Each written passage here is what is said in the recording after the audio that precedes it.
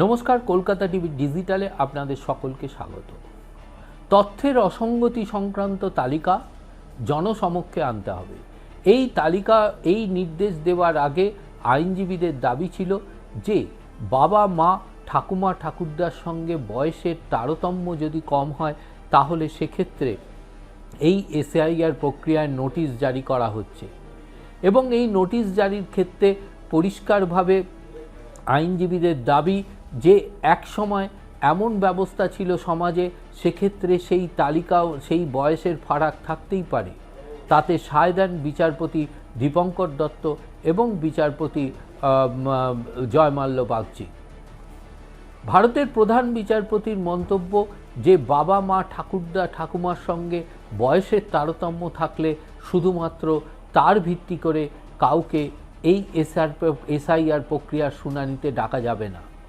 আবেদনকারীদের আরও অভিযোগ ছিল যে জাতীয় নির্বাচন কমিশন হোয়াটসঅ্যাপের মাধ্যমে বিএলওদের নির্দেশিকা জারি করছে এবং বিএলওরা সেই নির্দেশিকা মেনেই কিন্তু তারা বিভিন্ন ভোটারদের নোটিশ দিচ্ছে বা তাদেরকে ডেকে পাঠাচ্ছে শুনানির জন্য, শুনানি পর্বে, এবং তাদের কাছে বিভিন্ন নথি চাইছে। এক্ষেত্রে প্রধান বিচারপতি এবং সহ ওই বেঞ্চে 3 বিচারপতির বেঞ্চের পর্যবেক্ষণ যে শুধুমাত্র সফটওয়্যারের ভিত্তিতেই এই করলে চলবে না, বিএলওদের হোয়াটসঅ্যাপের মাধ্যমে পরিষ্কারভাবে নির্দেশিকা জারি করলে হবে না। সুপ্রিম কোর্টের নির্দেশ, প্রতিটি ক্ষেত্রে জাতীয় নির্বাচন কমিশনকে বিজ্ঞপ্তি জারি করতে হবে, যে বিজ্ঞপ্তি জনসমক্ষে প্রকাশ করতে হবে এবং সেই বিজ্ঞপ্তি দেখেই ভোটাররা অবহিত হবেন যে কেন তাদের শুনানির জন্য ডাকা হচ্ছে। এক্ষেত্রে সুপ্রিম কোর্টের কড়া নির্দেশ, কোনো বিষয়কেই অন্তরালে রেখে এই প্রক্রিয়া চালানো যাবে না। সেক্ষেত্রে পরিষ্কারভাবে বিজ্ঞপ্তি জারি করেই সব প্রক্রিয়াকে সম্পন্ন করতে হবে। প্রধান বিচারপতির বেঞ্চে আইনজীবীদের আরও অভিযোগ ছিল যে নামের যদি তারতম্য অর্থাৎ বানানের তারতম্যের জন্য দেখা যাচ্ছে তাদেরকে ডেকে পাঠানো হচ্ছে।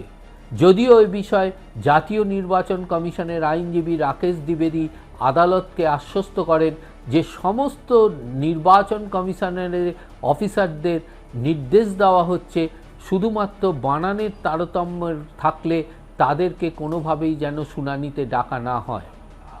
এছাড়াও বিচারপতিদের কাছে এইরকম তথ্য তুলে ধরেন যে এরকম 7 জন ব্যক্তিকে পাওয়া গেছে যাদের দেখা যাচ্ছে 100 জন করে সন্তান রয়েছে। এক্ষেত্রে প্রধান বিচারপতির মন্তব্য যে এটা হয়তো টাইপিং মিস্টেক। অমর্ত্য সেনকেও ডাকা হয়েছে তাদের নোটিশ জারি করে, এমনটাও অভিযোগ এসছে। বিভিন্ন সাংসদদের ডাকা হচ্ছে।